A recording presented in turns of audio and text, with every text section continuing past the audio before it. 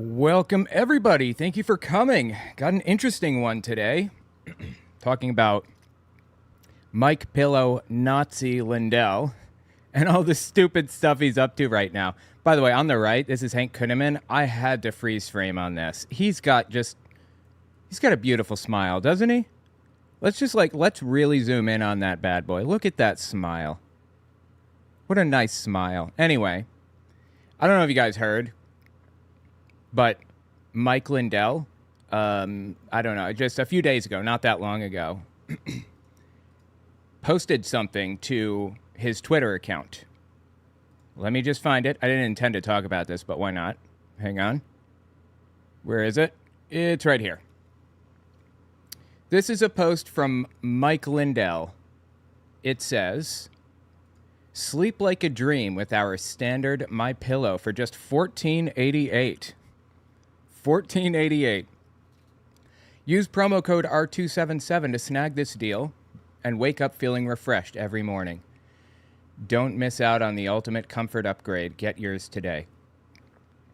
What does R277 mean exactly?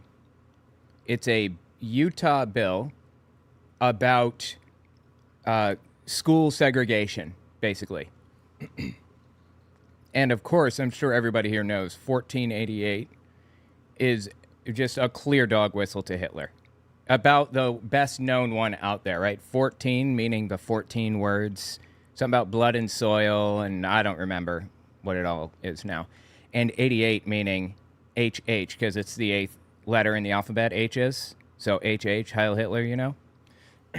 What a weird thing for him to put up there. One coincidence, like having $14 as the amount, I can forgive. Two coincidences, 1488, that's pretty hard. And then putting R277 in the, like as a promo code, come on. It's clear as day, right? Anyway, yeah, I want to listen to Mike Lindell talk about how people are too brainwashed and it's a problem and we need to fix it by sending Christians to the campuses to brainwash them the other direction. While we listen to these people, by the way, this is Flashpoint. It's on Kenneth Copeland's TV network, the Victory Channel. While we listen to them, we're going to play some Link's Awakening for the Nintendo Switch, the remake. So, yeah, let's give this a listen and see what they have to say, shall we? Yeah, great to have you. Well, I have a special guest today, the one and the only Mike Lindell. Hello, Mike. Thanks for joining us today. Hey, Gene. Thanks for having me on again. Yeah, absolutely. All right, so let's go to some. Is Rick Green available now? I see his face. Hey, Rick. Good to have you. Hey, guys. Where are you? You're not at home. You know how they say if you're at a table with a Nazi, if 4 people are sitting at a table with one Nazi, then there are 4 Nazis at the table. What if 4 Nazis are sitting at a table with just them? What's the calculation then? Or somewhere else. Where are you today?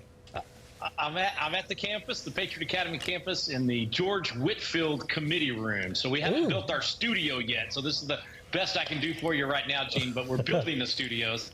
Yeah. So he runs Rick Green. He runs Patriot Academy, and it's this.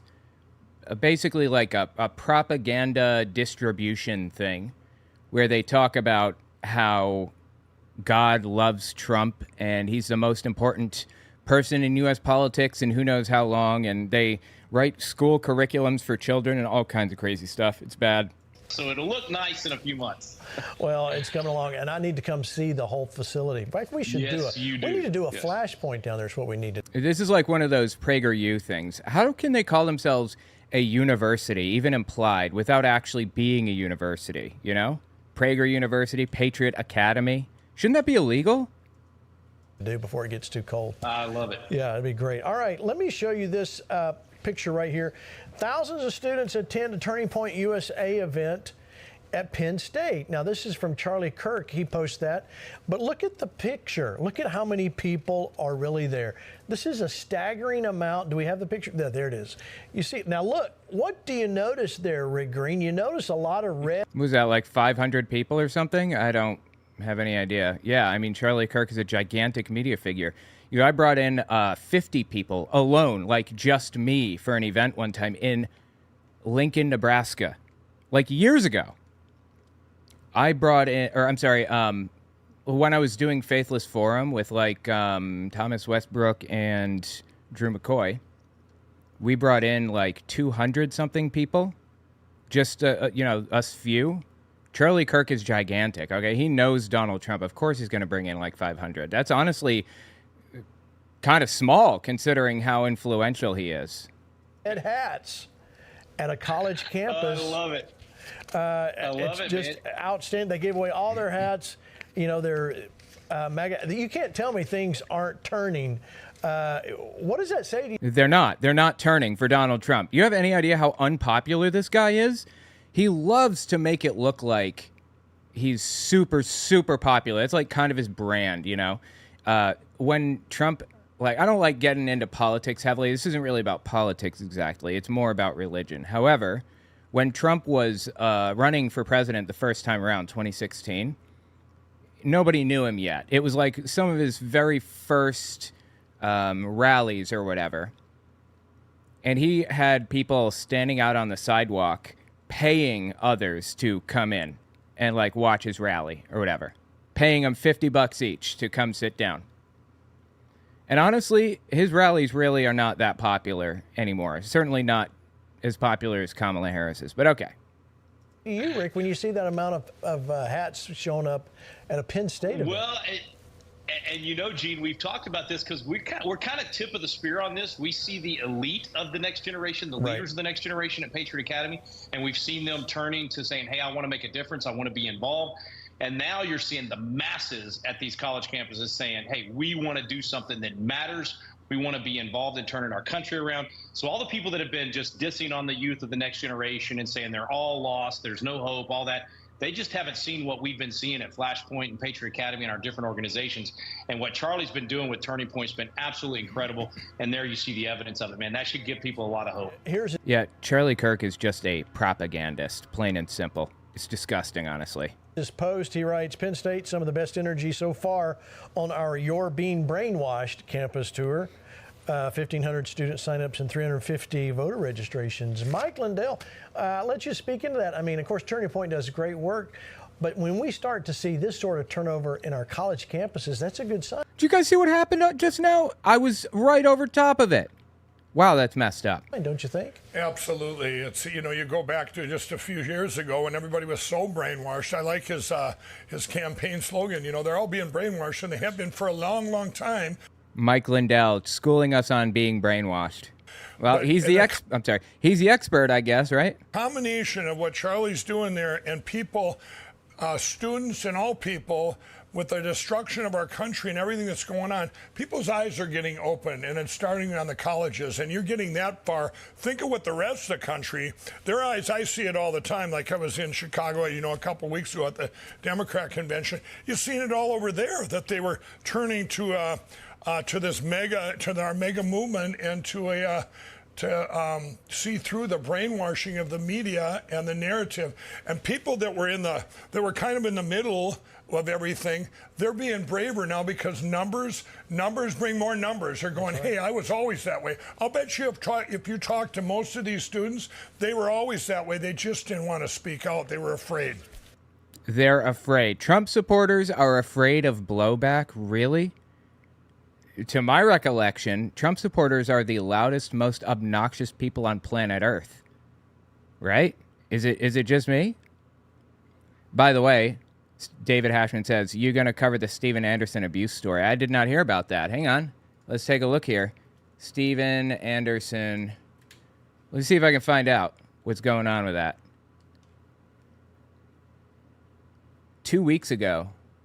Wow, how did I miss this? Oh, wow. Yeah, I'm going to have to cover this. I had no idea. Yeah, absolutely. Not tonight, though.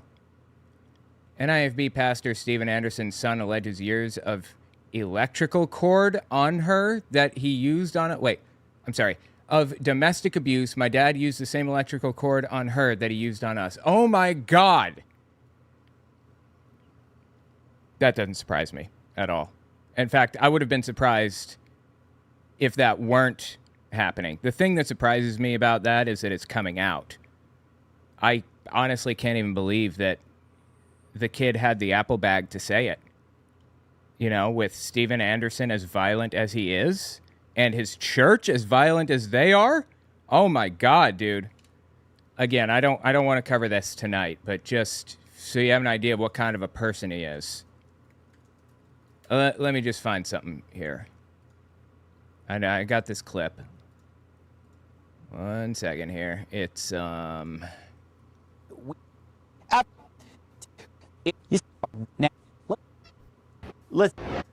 this one right here. I got it. Check this out. I'm gonna have to turn it down a little. Hey, sit down. Sit down. What are you coming up here to do? You want to come take over the service? Huh? What do you want? What? I just want a prayer, man. Get out of here. Okay, so dude is presumably from like a Pentecostal church, because that's what Pentecostals do.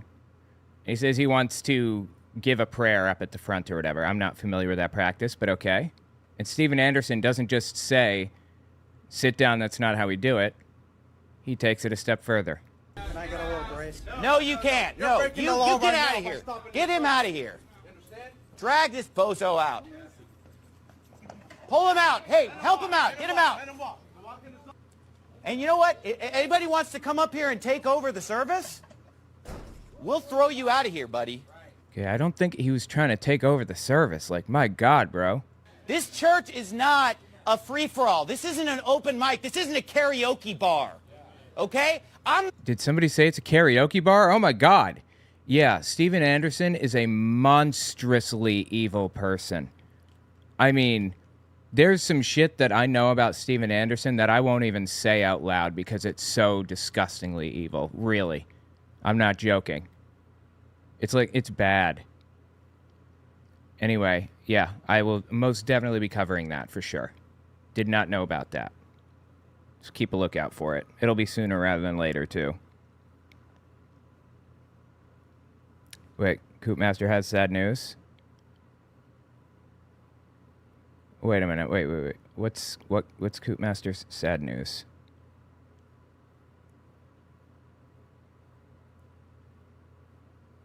Your dad is in hospice, and you're locked in with bed bugs. Wow, that's rough. I know that's not fun. I'm sorry to hear that. You know, I guess you could say I had a kind of a different relationship with my dad than most. My dad was, you know, a little closer to the Steven Anderson kind of end of the spectrum, if you will. But anyway, you know, I've lost people that I care about very much, and it's never easy to deal with. Never easy to deal with. But good luck. I hope things, you know, play out better from here on. Anyway, let's keep listening. Oop. I believe you're right. I believe you're right. All right, well, you know, there's a lot of endorsements that you want to get, but there's none quite like this one. Look at what President Trump got. Watch. Vote for Grandpa. Thank you, sweetheart. Okay, that's kind of blatantly pandering a little, isn't it? Whatever. Okay, fine. Thank you, honey. Great job.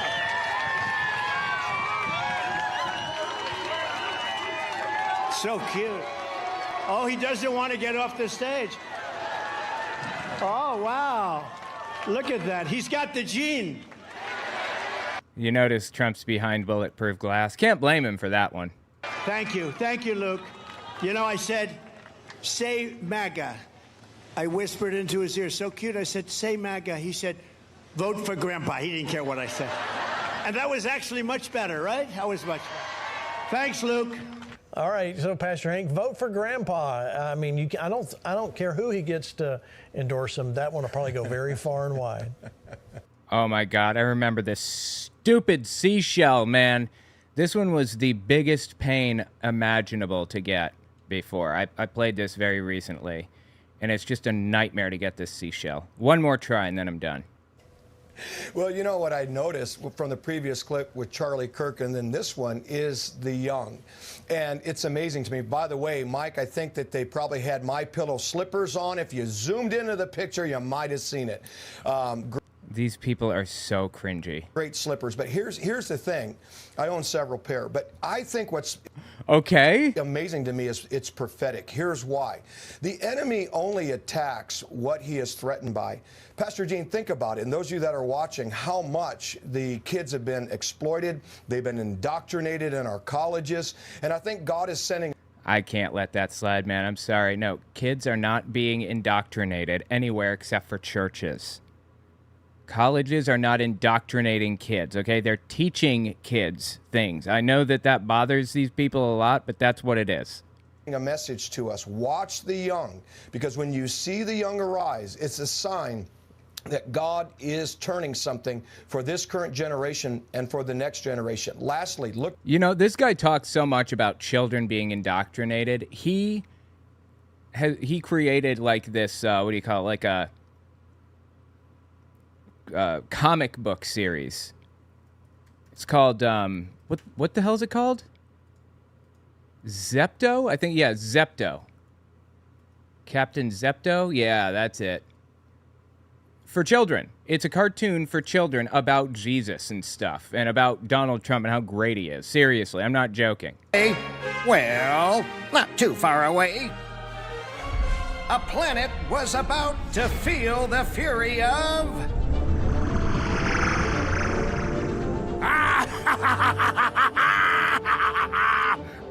Yeah, so I've covered this at length on my channel if you want to see it, but bottom line is that it's indoctrination for kids to turn them into Trump-supporting, Bible-thumping nutcases, basically. Now, tell me more about how the kids are being indoctrinated, Hank. Look at the Bible. You know, look, the thing is, one more thing, I'm sorry. I understand that it doesn't matter what Hank's doing. We're talking about what the left is doing, right? Oh my God, I knew I wasn't going to get that rupee. We're talking about the left, not Hank. I understand that. Except the left isn't doing that. It's not happening. This isn't like a, God, there's a fallacy for this. What's the fallacy called? It's not a no you fallacy. There's a tu quoque. It's not a no you tu quoque fallacy. Because it's not happening on the other side. His complaints are fictitious. Because when you see the young arise, it's a sign that God is turning something for this current generation and for the next generation. Lastly, look at the Bible.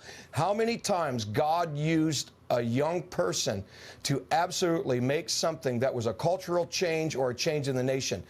Dude, I hate this claw game. Shadrach, Meshach, and Abednego. How about David, who absolutely stood in a time and said, is there not a cause, and took the head of Goliath off and liberated a nation? I think that's what we just saw, whether it be the grandson or all of those people that are at the campus. Now, Rick Green, you had a comment? Yeah, I mean, just think about the youth in previous generations. George Washington, 23 at the Battle of the Monongahela. You think of Dietrich Bonhoeffer, 26 when he preaches that famous sermon. Nathan Hale. Okay, I'm sorry, man. Dietrich Bonhoeffer. He invoked Dietrich Bonhoeffer. This is such a fascinating subject to me because I'm sure everybody knows I've been working on this book about Dietrich Bonhoeffer and World War II and the church and in Germany and stuff and how they capitulated to Hitler and how they were used by him and all that other stuff. I find it super interesting every time an evangelical talks about Dietrich Bonhoeffer. If you don't know who he is, just 30-second review. The Protestant church in Germany in the 1920s and 30s was predominantly Lutheran, and it was also like partially Reformed church. So Reformed church is like kind of it's like a Calvinist. They believe in predetermination and everything else. Anyway, oh my God, I suck. I suck at this game. Anyway, Dietrich Bonhoeffer was a Lutheran, die-hard believer. every scholar from the period tells me that he was morally complicated, as everybody else was from that time. But he was one of like 17 pastors or something out of 18,000 who were who were opposing Hitler's regime in the name of the church because he wanted to save Jews. Every other one that was like fighting Hitler's effect on the church was doing it because he wanted to, or because they wanted to stop Hitler's effect on the church. That simple. It wasn't about Jews, saving Jews or whatever. So anyway, Dietrich Bonhoeffer was he was a good person, generally, pretty good person. Fought for the right things and everything. But the weird thing about this is that evangelicals have taken him on as like a mascot. He's the patron saint of abortion, believe it or not. Again, I did so much research into this recently. It's crazy. Let me just kind of give you guys some of my notes on Dietrich Bonhoeffer and why he's the patron saint of abortion. Let me pull up my notes here for this. Bonhoeffer, where the hell did I put that? Here it is, The Battle for Bonhoeffer. It's a pretty good book. Okay. After World War II, Pope Pius XII, who was the Pope through World War II, made deals with Hitler to keep the Catholic Church in a position of power in the country and stuff, and agreed to swear an oath of loyalty to Hitler and everything. He was a terrible person. Anyway, in the 50s, after World War II, he comes out and he says, treatment of children with abortion, like the whole abortion issue, is the same as the treatment of Jews. It's a silent Holocaust. That's what the Pope said.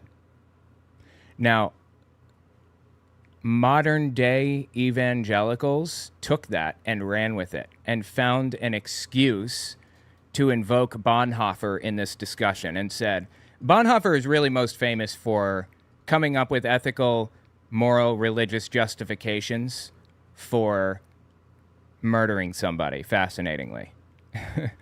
And I'm sure now you can start seeing why he's like the patron saint of evangelicals, right? His justification to assassinate Hitler basically went like this. If you're in a car with somebody and they're about to plow into 100 people, you have a moral obligation to grab the wheel and yank it off the road. And God would not blame you if that person died, or if you and that person died, or whatever. You are doing the moral thing, trying to save the 100 people. So one of the big proponents or whatever of this whole Bonhoeffer thing is a guy named Eric Metaxas. God, that guy is something else, seriously. He wrote this book called Bonhoeffer, and the whole book is just lies. It's lie after lie after lie, all of it. Scholars in this field, like Victoria Barnett, for example, and I don't know, the guy that wrote this book, Stephen R. Haynes, let me think for a second, Doris Bergen. I'm trying to think of some of the people that I've read recently. Richard J. Evans, you know, those types of people said that the book Bonhoeffer is just silly. It's silly. It's a rewrite of history. It's not realistic at all. And he got some, like, really obvious things wrong in this book about Bonhoeffer, like, really obvious. Like, for example, you know, this purports to be the definitive biography on Bonhoeffer. Personally, I prefer to, if I'm looking for like a Bonhoeffer biography, I prefer to go with what the scholars go with, which is the 1,000-page biography written by Bonhoeffer's best friend in the 1960s. But okay, you know, I guess Eric Metaxas could be his biographer or whatever. But let me just show you something, just an example of who Eric Metaxas is. He's one of these people, like, on Flashpoint. He's close friends with them. He's on Flashpoint frequently, okay? This is Eric Metaxas. Now listen to this. Hitler was elected. I mean, you can manipulate, you can win over, you can brainwash enough people. That's the scary things. Our founders understood that. You know, That's we have right. a At republic. least, I was going to say, Hitler was elected. Biden had to steal the election, but Hitler was actually elected. Right. That's the difference between Biden and Hitler, only one I can think of. Except Hitler wasn't elected. And, you know, I get to thinking to myself, like, okay, one mistake. I make mistakes all the time, right? Not that big of a deal. Except he said the exact same thing in his book. This is not the first time that he said Hitler was elected, and it was not the last either. Why is he saying this? Is he like, did he say it once and then just feel like he absolutely must lie about it moving forward because he didn't want anyone to think he was wrong that one time? I don't understand. That's the kind of thing that you'll find in this dude's book. It's trash. Complete trash. Anyway, if you want a real biography of Bonhoeffer, Eberhard Bethge wrote Bonhoeffer, a biography or something like that. I don't remember what it was titled. Victoria J. Barnett translated it to English in the 70s and updated it with a whole bunch of new information. Back to my notes here. Let me just read what I've got written down here. Bonhoeffer has been used as a, what's the word I'm looking for? Like a defense just a defense against physician-assisted suicide for like people who are like suffering terribly, who have terminal cancer, and they're going to die in the next like 3 months. And the next 3 months are just going to be endless suffering for no reason. You know, I'm actually in favor of physician-assisted suicide in case like that. Well, Bonhoeffer has been used to demonize that. And they've called it eugenics. It's a eugenics program. It's not. It's not even a little bit eugenics. And one of the key differences is bodily autonomy, if nothing else. People make decisions for themselves. In the eugenics program or in the Holocaust, people didn't get to make those decisions for themselves. Anyway, Bonhoeffer's been used to justify a belief in intelligent design. By the way, he never spoke on like any of this stuff. Let's see, what else? Eric Metaxas has raised the question while invoking Bonhoeffer. When does the church have a responsibility to stop encroachment of state power? That's a reasonable question, I suppose, and it is one that Bonhoeffer addressed. Except Eric Metaxas believes now is the time for the church to impose its will on the state, because back in 2012 when he wrote this book, he believed that the state was forcing the church to accept things that it shouldn't have to accept, like gay marriage and abortion rights and, I don't know, other things like that. Except the church doesn't have to accept any of that. Do your thing. Go nuts. No one is trying to force that on you. He's invoking Bonhoeffer as a justification to impose his will on everybody else, and it's straight up disgusting. Like, really disgusting stuff. Anyway, yeah, Eric Metaxas is just shameless. Another... Oh my God, I missed my rupee. That sucks. Another note that I have here. Eric Metaxas said, and I'm quoting, Obama is Hitler.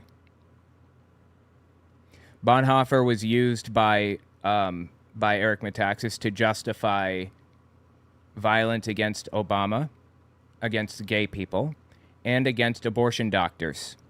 You have a responsibility to yank that wheel, right? If you yank the wheel to take out an abortion doctor, how many lives have you saved? That's the idea going on in this guy's head.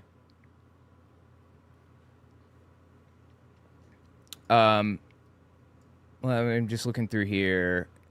Yeah, he talked about the war on Christmas and Hobby Lobby and how Hobby Lobby is being terribly mistreated because they have to pay for people's health care.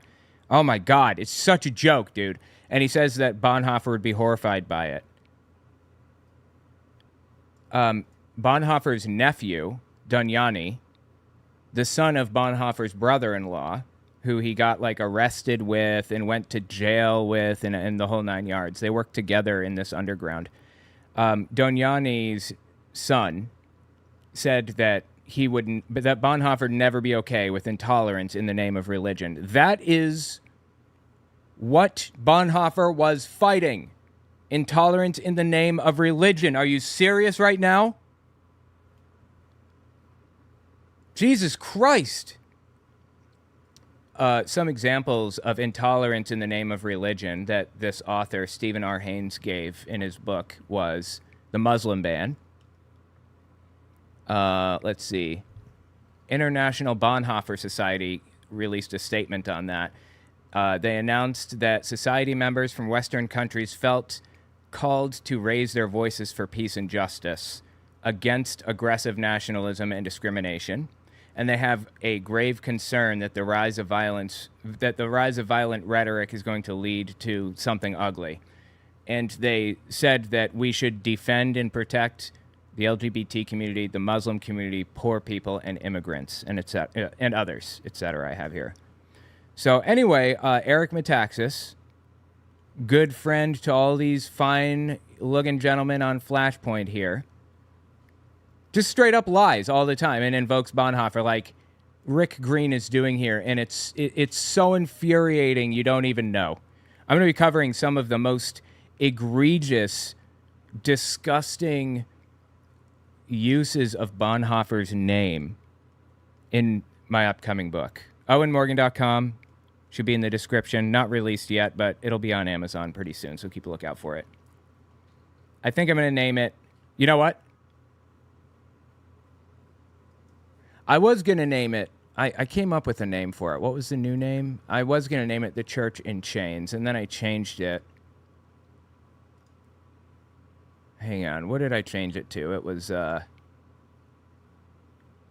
Wait, outline. Yeah, it's in my outline. Denazifying the Church, How German Christians Purged Hitler's Influence. But I'm not even sure I want to name it that, because it's about more than just denazification. That's like an aspect of the story. This is like the last few chapters. But anyway, yeah, keep a lookout for it either way. All right, let's keep listening to these poor fools. I think that's what we just saw, whether it be the grandson or all of those people that are at the campus. Now, Rick Green, you had a comment? Yeah, I mean, just think about the youth in previous generations. George Washington, 23 at the Battle of the Monongahela. You think of Dietrich Bonhoeffer, 26 when he was very young. Preaches that famous sermon. Nathan. Which famous sermon is he talking about? Dietrich Bonhoeffer preached like lots of sermons. He wasn't even famous for preaching sermons. He's famous for seeding churches that were oppositional to Hitler and teaching people like a seminary leader or whatever. I'm not sure what he's even talking about here. He's talking about his letters and papers from prison. He's talking about his sermon about cheap grace versus costly grace. I mean, what's he talking about? I don't understand. Is he just saying words to sound like he knows what he's talking about? Is that what he's doing right now? Hale, 21 years old. I'm telling you, tip of the spear is coming from these youth. And as you guys know, I mean, we're watching these kids it's not just a fad. In other words, they're not just doing this because it's popular. They are sharp, they're articulate, they're passionate, they understand the principles of liberty. We've seen it at Patriot Academy for the last few years. We've seen it coming. And I'm telling you, it's a remnant that God is raising up, and they're capable of leading even in their 20s. So get ready, because they're going to start taking back this country, even running for office. We've got kids that have gotten elected at 21 years old to the state legislature, into judicial positions in their... Oh, my God. Don't tell me that. Yeah, kids are not like leaning Republican. They're just not. He can say they are all he wants. It does not make it true. Late 20s. It's really exciting to see what God's doing. And again, it's not just youthful exuberance.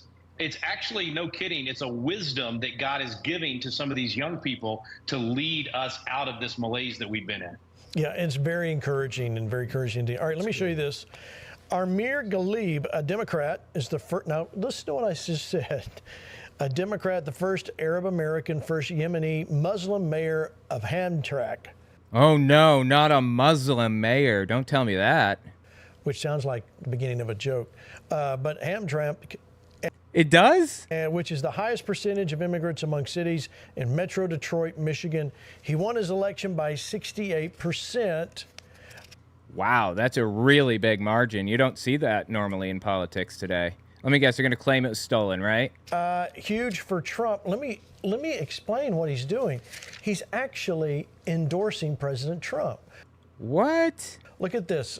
A Muslim American is endorsing Donald Trump as a mayor? Okay. This is what he wrote. Let me be clear.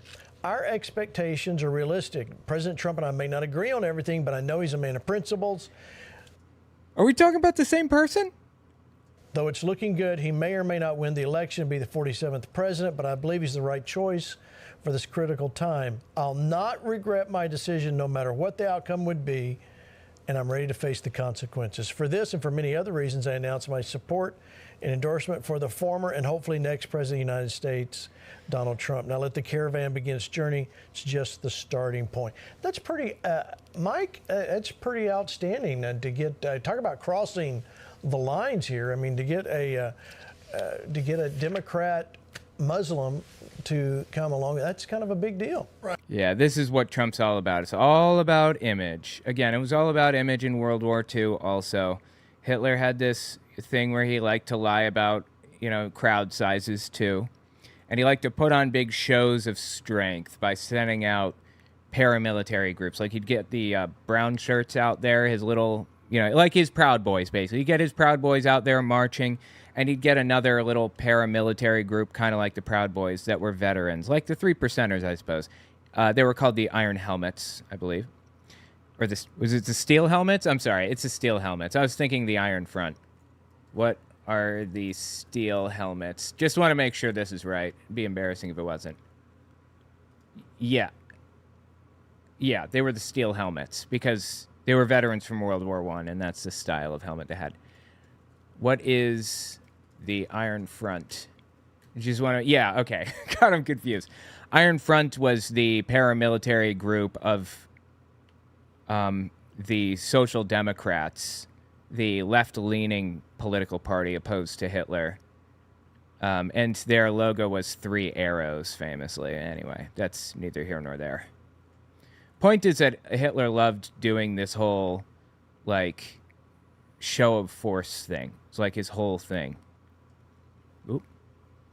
Right. Well, that's, and I've been seeing that for the last year. As you know, when I was just at the Democrat convention, I went there and did my stunt, shaving my mustache off and all that. But that was actually to get the world's attention, or at least the country's attention. No, it wasn't. I watched the videos that he released ahead of time. He released them to a private channel, a private, video network or whatever, to his subscribers only, basically.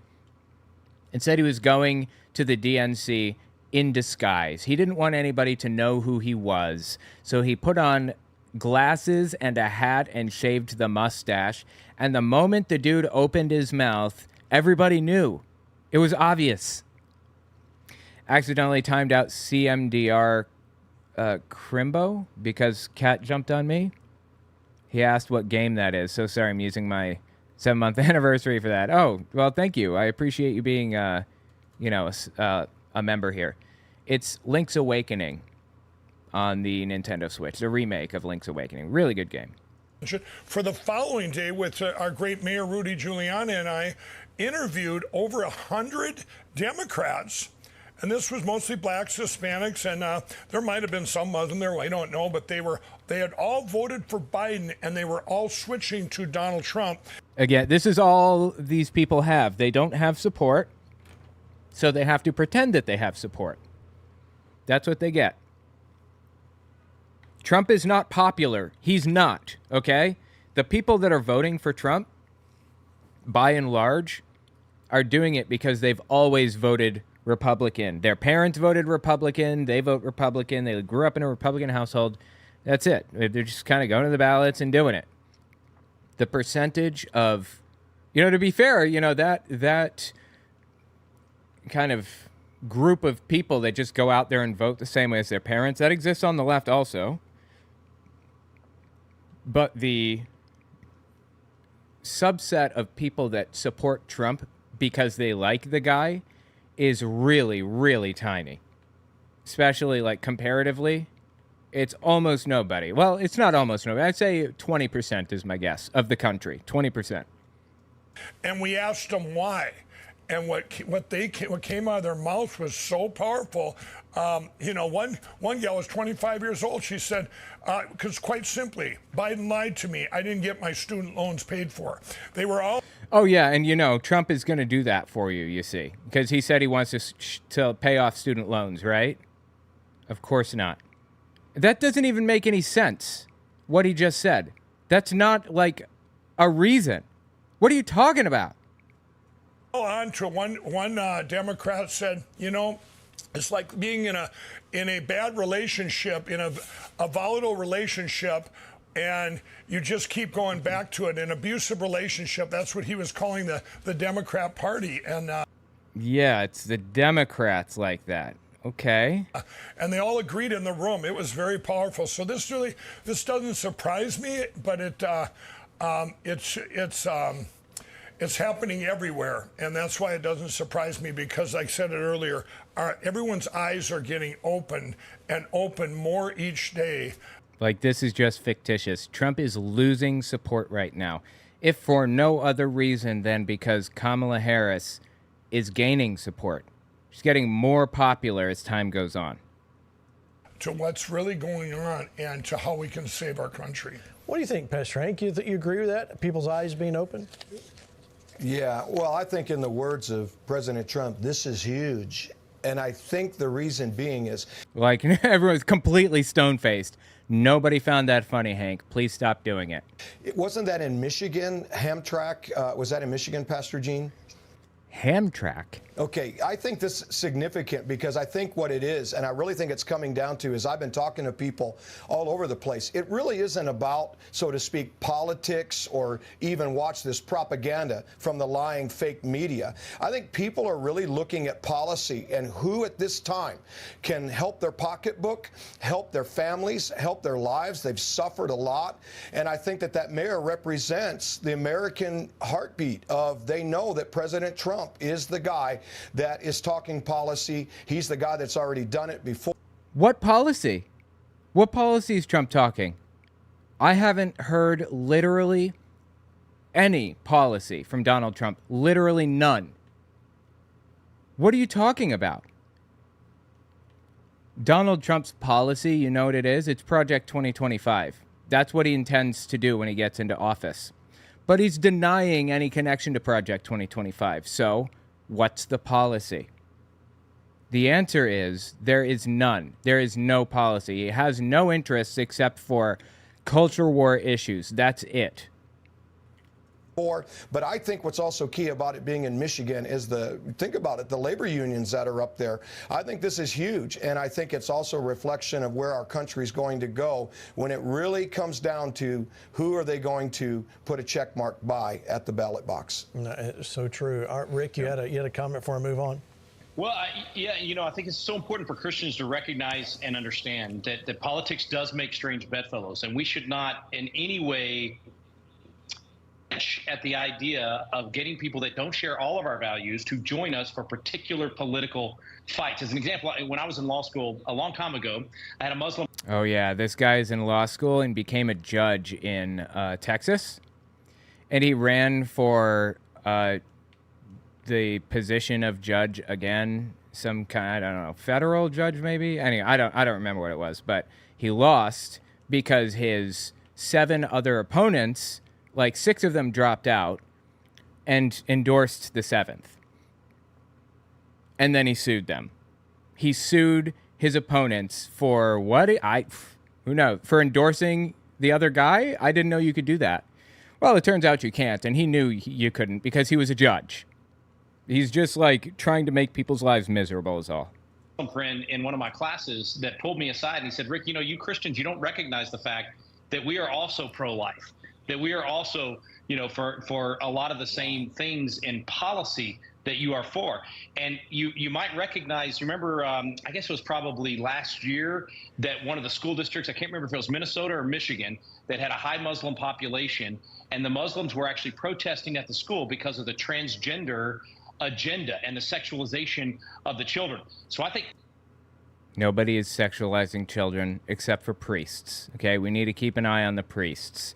Nobody, who the hell would be doing that anyway? It's not happening in schools or whatever. It's not happening in bathrooms. But you know who is trying to indoctrinate children? These people. These people are. One of them has even created a comic for children about loving Trump. Really. Part of what's happening here is that the Muslim communities in America are recognizing that the Democrats are pro-abortion, which is against their faith. They are pro-transgender. They are pro-sexual. Now, hang on a second. Muslims are anti-abortion? I don't think that's right. No, it's not.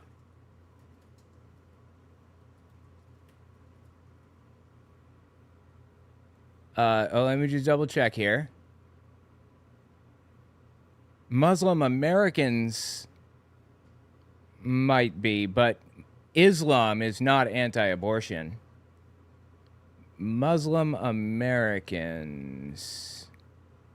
I was looking for statistics on this, but they're not going to be easy to find, I don't think. I have something on NPR about it, but whatever. Anyway, the point is that he's just full of shit. Oh, yeah, here we go. 56% of Muslim Americans think abortion should be legal. There you go. What percentage of the U.S. thinks abortion should be illegal? I think it's actually a pretty high. Just general United States. See, Gallup isn't great, but it'll do, I suppose. Only 12% of the United States thinks that abortion should be illegal in all cases. 50% think it should be legal, at least in some cases. And 35% think it should be legal in all cases. Abortion is a losing issue for everybody. For the Republicans. Now, that being said, it doesn't seem like Muslims are like they're not like an unusual category or whatever here. I mean, they're just roughly the same as everybody else, right? Sexualization of children, all of that against their faith and the tenets of their particular faith. And they're saying enough is enough. We will team up with whoever will team up with us to stop this happening to our children and to our... Dude, what is he talking about? He thinks that he's getting Muslims on his side to vote for Trump? What? Community. So that's a good thing. We should team up with them on this. It's no different than, and I'm not at all, comparing them to Stalin, but we won the war by teaming up. I mean, yes, he is. He's comparing them to Stalin. Up with Stalin to defeat, the Nazis. Sure. We have to recognize that Muslims that agree with us on these values, we want them to vote for Donald Trump. We want to team up with them. Dude, are you kidding me? The dude literally compared Muslims to Stalin. Oh, my God. On this, and it's the same for anyone of any faith. If you want liberty and you want freedom of speech and you want freedom of assembly and you want to protect life and you want to stop the sexualization of children, you need to vote for Donald Trump this year. Yeah, but that's not what Republicans stand for. You can claim you're in favor of free speech all you want, but these people are not in favor of free speech. They're not.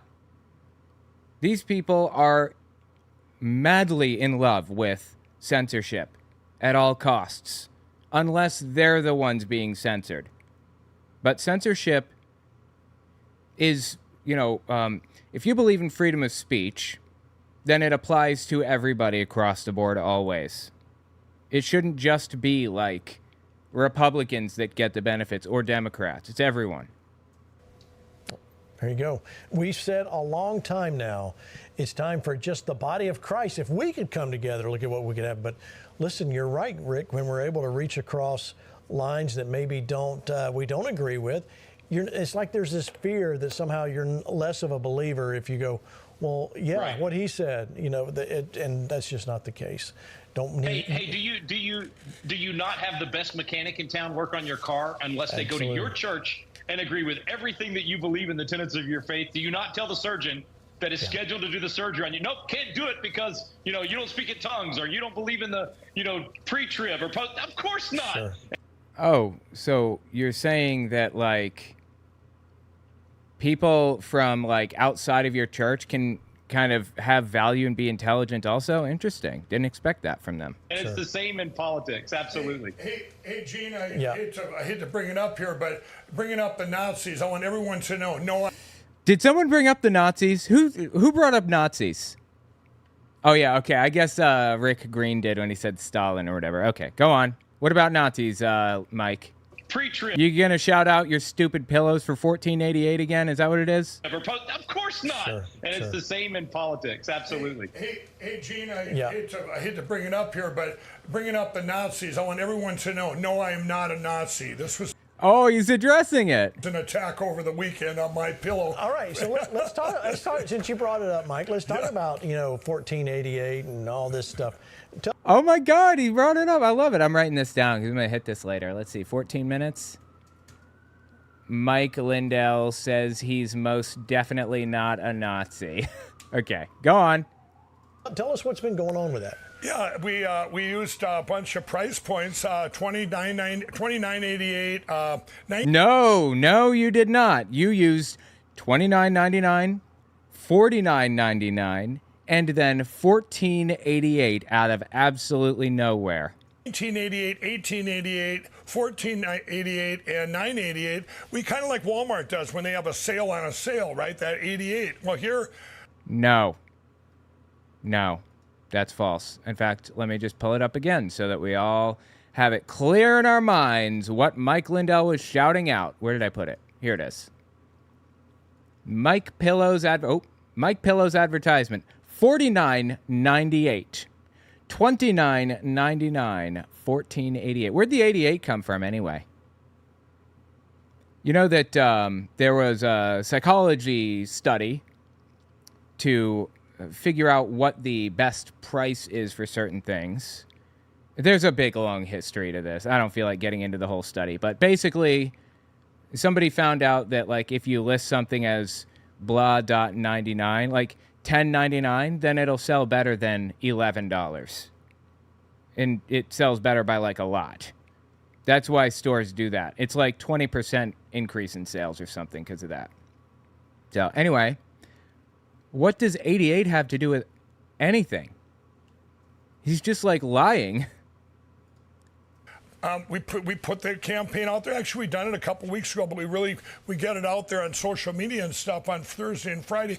Here I get a call from all the media around the country and the world, all the way to the Daily Mail saying, what are you, a Nazi? 88 stands for Hitler and 14 for something else, and they put the words together. I'm going, who comes up with this stuff? I said, Nazis came up with this. Nazis did. Nazis said 1488 is a dog whistle, and we'll know that when you use 1488, you're calling out to us. They even came out with the 14 words. It's not even a Nazi saying. I think it's a white supremacist neo-Nazi saying that was not, like, originally invented by Hitler, but it's people who really like Hitler that came up with this whole thing. Yeah, dog whistle. He knows this. You can't convince me he doesn't know this. So he's going the old, it was an accident route. Okay, interesting. I thought for sure he's going to say it was just some random person in my something or other that was fired afterward. You know, the old Ted Cruz route. Why are you liking porn on Twitter? Oh, it was somebody in my office. Or the Jesse Lee Peterson route, I suppose. What the hell was Jesse Lee Peterson's? Was it somebody was on the wrong account or something? I don't remember what that one was. Anyway, he's just full of shit here is the point. Said it's another attack on my pillow. I'm sorry, Jesse Lee Peterson. No. It was that black dude that's, wait a minute.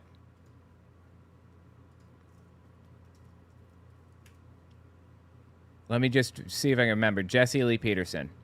Yes, it was. It was Jesse Lee Peterson who said all of that about, he liked a gay adult entertainment tweet and tried to explain it away. Seen an ape turn into a human being. I'm not going to go down that route right now. Anyway.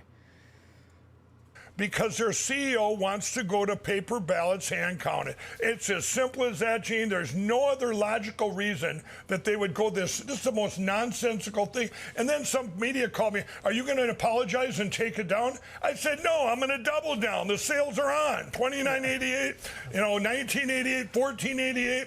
Promo code Flashpoint, by the way. Can I? That's not the promo code he used. Oh my God, dude, I'm getting bodied by this little caterpillar thing. He used R277, a promo code of a bill in Utah about school segregation, about racial segregation in schools. Did he ever explain that one? Say that, Gene? No, you can't. Okay. But it's just so crazy what they do to me and what they do to my pillow. Such a victim. He invented advanced pillow technology, okay? This guy invented pillow technology. We didn't have pillow technology before Mike. And people are just attacking him for being a Nazi. The shame, huh? This isn't about Donald Trump. He's actually running. He's going to win. And before they'd attack me because Mike wants to overturn the 2020 election. No, I want to take the 2020 election and learn everything we have in the last almost 4 years now and secure and fix our election platforms. We have the worst. But that's not what he wants to do. If he wanted to actually fix the election platforms, that'd be one thing. But what he's trying to do is not going to fix them. It's going to make them dramatically worse. How do you think we tell if undocumented immigrants are, registering to vote or whatever? People that are not legally allowed to register. How do you think we tell if they're voting or registering or whatever? If somebody gets a driver's license with, their green card or whatever. They're allowed to have a license, but until they're a U.S. citizen, they cannot vote in federal elections. How do you think we tell if they've registered to vote or voted illegally with machines, with computers? You think there's some poor fool sitting there cross-checking the book full of green card holders and comparing it to the book full of voters? We use computers for this, Mike. Oh, my God. Worst in the world, 132 countries do not use machines anymore. They've outlawed them. Yeah, that's just complete nonsense. Just making things up. Over 100 countries have banned early voting and mail-in voting. This is what it's all about. Whatever happens in this election... Yeah, he's just full of shit. Whatever gets us to the point that we have the best election platforms in the world is what the United States needs to stand for, not the worst elections in the world, because that's why this election is even more important than anything. Donald Trump wants to get to same-day voting, paper ballots, and counted. I told him it's going to be a lot harder, even if he gets in, than he thinks, because I've been fighting these companies for 3.5, 4 years. Well, but we are making headway, which is we're going to celebrate those wins. Look at this. C.J. Pearson writes, Georgia State Elections Board just issued a ruling required hand counting of all ballots this November before. Wait, is this the same elections board that is conspiring with Trump right now? Trump's campaign was hacked and we got a bunch of his emails. And it turns out that the Trump campaign was working with Georgia election officials to plan how they were going to and when and who would claim that the election was stolen and in what contexts. Is that the same one? I'm not sure. I live around the corner from Springfield, Ohio. I can assure you no pets are being eaten. It's such a small town. Hard to believe this nonsense, right? Oh, man, I bet your small town is dealing with so much. It's crazy. Well, the small town, since you live around the corner. I bet it's dealing with so much right now. I understand that Trump has been visiting Springfield, Ohio recently. I'm guessing to make amends for the stupid shit he brought up and started freaking people out over. For the certification of the election. He says, it's an incredible victory for the integrity of elections. Incredibly proud of my home state today. This is a big win, especially in the state of Georgia, Mike. Absolutely a huge win. And we're like a Hubble wheel that goes out to all over 300,000 people in all 50 states. That team down in Georgia, they have fought and fought and fought. This is a big win. Now, crooked Brad Rassenberger, the Secretary of State of Georgia, a Republican. Oh, is he still the Secretary of State? That's good news. Yeah, he is a Republican. But I'm okay with him being the Secretary of State as a Republican because he seems honest. That's kind of my bar. If you're honest, I'm good with you. The biggest blocker this country's ever seen. He right away, his office said, well, and then Chris Carr, the Attorney General of Georgia, said, well, we don't know if this is legal, and we don't know if we can do it in time. Well, I hate to tell him, but we've got the best hand counting system in the world now, right in Texas, where I was at a week ago, showing it to the world, and we have actually 2 different hand count systems. Like, hand counting is so stupid. It is so inefficient. And you get things wrong way more often than feeding it into an automatic ballot counter. Why would we do it by hand like that? If a candidate has a question about something or is iffy about it or feels like there's something weird about it or whatever, they can request a recount. If it's within a certain percentage, it's paid for by the state. That's how it's always been. This isn't like a new rule I'm suggesting. That's how it is. And if they just want it recounted, they can pay for a recount themselves. And they can even, they can pay for people to observe it and everything. Why does he want to make this whole system less efficient and less trustworthy? Do you know how many errors human beings make when counting things compared to machines? A lot. That are amazing. They get done fast. I'd put them up against any machines where we got to wait a month now. What? A huge win, Gene, and people need to know this. You're not going to see this on Fox News. Fox News is, hey, breaking news. Georgia's actually going to do paper ballot hand counting, And by the way, everybody, this is very important because it's unlike Virginia. In Virginia, when they were bragging, we have paper ballots. Yeah, you have paper ballots, but they're not hand counted. They're counted by tabulators, which are, get it ready for it, everybody, are on the internet. They're online, everybody. So this is not a big win in Virginia, but it is a big win in Georgia for the country. Yeah, let me show you this synopsis of the proposed rule of the State Election Board.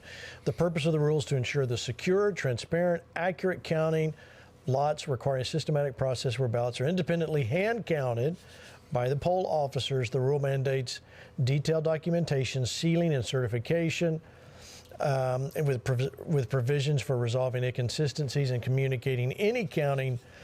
Again, I'm not even sure if this is I'm not sure if this is real, A, and B, I'm not sure if this is written by the election board that was conspiring with Trump. It may have been, for all I know. So take this with a grain of salt, is the point. That outside of polling location for relevant parties. So it's a big win. Rick, when you see this is something we need to celebrate. Man, celebrate it and replicate it, right? We want to see this all over the country. And to Mike's point, where he was where I am now in Fredericksburg, Texas. And hats off to Jim Riley and the Republican Party here that pushed for that and had that done here. We need to be doing that all over the nation. And you know what? It's not going to be an overnight victory nationally. Like Mike said, he's been at this 3.5 years pushing and pushing and pushing local teams at the local level all over the country. But we're starting to see the dam break a little bit. And I think this Georgia victory is going to really help us to motivate people across the country to follow suit. All right. I mean, it's one district, if this is even real, and it's one state. I seriously doubt that this is going to be carried out across the country. But either way, this makes elections less secure. Less secure is the point. This is so stupid, it's ridiculous. What are these people thinking? I'll tell you what they're thinking. They're thinking of a way to cheat. They're thinking of a way to twist things around to work to their benefit. Just absurd. Anyway, I'll tell you what, let me know what you think about it in the comments. Follow me over to my Unfiltered YouTube channel in the morning, 10:30 a.m. to 2:30 p.m. every Wednesday and Thursday on my Unfiltered channel. Link in the description. Don't forget, check out my book, all right? It'll be coming out soon on Amazon, owenmorgan.com. Links in the description. Patreon, too. I'd appreciate it. Anyway, yeah, thank you guys so much for hanging out with me. It's been fun. I will talk to you guys hopefully tomorrow. If not, I'll talk to you next